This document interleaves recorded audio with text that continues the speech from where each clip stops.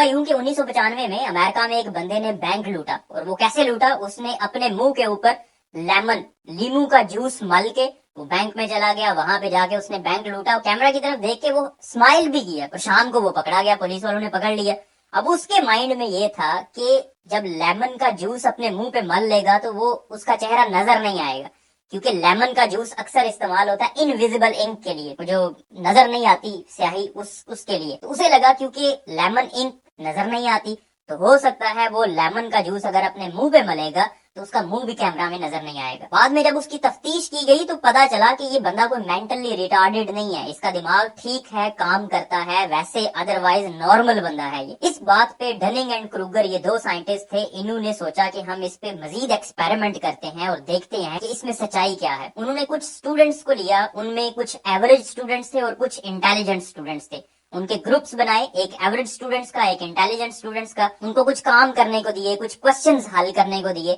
اب وہ ایسے کوسچنز تھے جو ان دونوں کو ہی نہیں آتے تھے، نہ انٹیلیجنٹ اسٹوڈنٹس کو آتے تھے اور نہ ہی ایوریج اسٹوڈنٹس کو آتے تھے۔ ان کوسچنز کو حل کرنے کے بعد ریزلٹس نہیں شائع کیے، لیکن ان دونوں سے پوچھا کہ آپ لوگوں کے کوسچنز کیسے ہوئے ہیں، آپ لوگوں نے کوسچن پیپر کو کیسا پایا؟ تو جو ایوریج اسٹوڈنٹس تھے، جو بلو ایوریج تھے، وہ کہہ رہے تھے کہ ہمیں تو زبردست لگا، ہم نے بڑا اچھا سالو کر لیا، اور انٹیلیجنٹ اسٹوڈنٹس کہہ رہے تھے کہ ہم سے اچھا نہیں ہوا، ہمیں لگتا ہے کہ بہت گندا پیپر ہوا۔ لیکن ریزلٹس اس کے برعکس تھے، انٹیلیجنٹ اسٹوڈنٹس نے اچھا پرفارم کیا اور ایوریج اسٹوڈنٹس نے اچھا پرفارم نہیں کیا۔ اب یہاں سے اس بندے نے، ان دونوں سائنٹسٹ نے یہ تھیوری بنائی کہ جس کے پاس علم کم ہوتا ہے، نالج کم ہوتا ہے، وہ سمجھتا ہے کہ شاید اس کے پاس سارا کچھ ہے، اور جس کے پاس نالج زیادہ ہوتا ہے وہ سمجھتا ہے کہ ابھی نالج کم ہے اور مزید امپروومنٹ کی ضرورت ہے۔ اسی کو ڈننگ کروگر ایفیکٹ کہتے ہیں۔ آپ نے بہت سارے سنگرز دیکھے ہوں گے سوشل میڈیا پہ، تو آج کل بے شمار سنگرز ایسے نظر آتے ہیں جن کی آواز اچھی نہیں ہے، لوگ ان کو پسند نہیں بلکہ ان کے اوپر طنز کرتے ہیں،